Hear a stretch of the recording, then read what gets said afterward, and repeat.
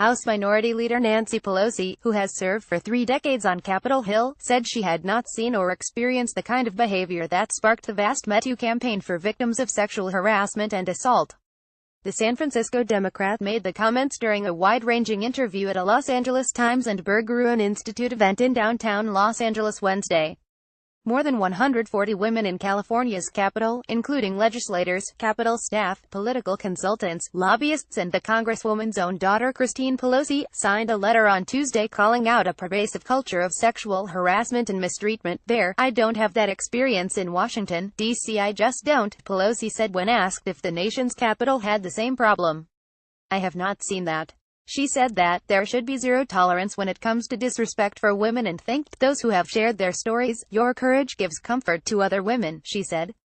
The discussion also touched on Pelosi's future in the party's leadership, the division within the Democratic Party and the Democratic showdown between State Senate Leader Kevin DeLeon and veteran U.S. Sen. Dianne Feinstein. Pelosi, who beat back a challenge by Ohio Rep. Tim Ryan to win another term as Minority Leader last December, is looking to lead her party out of the wilderness in the 2018 midterm elections. Meanwhile, the party's more liberal base is growing increasingly bold and testing its strength.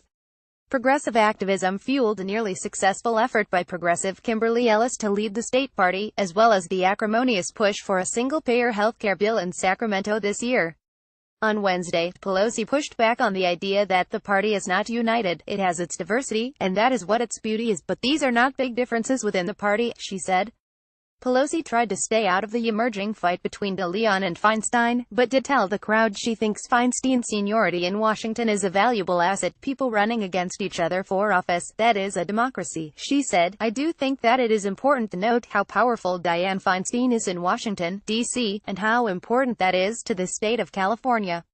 Another case can be made as to whether that is valuable or not, and that is what the discussion is about." Pelosi says she's very confident her party will win back a majority of the seats in Congress during the midterm elections, citing the new wave of activism in the party created by President Trump's election.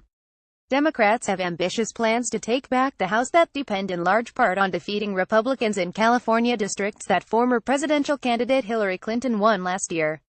The Democratic Party's strategy has involved tarring the Republican House members who voted to repeal President Obama's signature healthcare legislation. With the Senate potentially moving toward a bipartisan deal to fix parts of law, Pelosi said she's not worried the deal could blunt the party's campaign against vulnerable Republicans like Rep. Dear Lisa of Vista. "We don't have to hold the healthcare of the American people hostage to point out why Dear Lisa shouldn't be in Congress," Pelosi said. Watch the full conversation. Pelosi, who previously said she had considered retiring if Clinton had won the 2016 presidential election, seems to be reinvigorated by her role as a foil to Trump. But she is navigating a changing political landscape at home, too. Last month, more than 4 dozen immigration activists upset with Democrats for negotiating with Trump drowned out Pelosi at a San Francisco news conference, shouting, "We are not your bargaining chip." Whittier Rep. Linda Sanchez, a new addition to House Democrats' leadership team, recently said Pelosi and other longtime leaders need to make way for a new generation. Pelosi said Wednesday that new leaders are emerging in California's Democratic delegation, name-dropping East Bay Rep. Eric Swalwell and Los Angeles Rep. Adam Schiff. Asked about Sanchez's comments, she said while she does not have 100% of the people in her caucus in her fan club, she does have an overwhelming majority of support among Democrats. "I don't want to be dismissive of this, but I'm not worried about it," she said. Caption.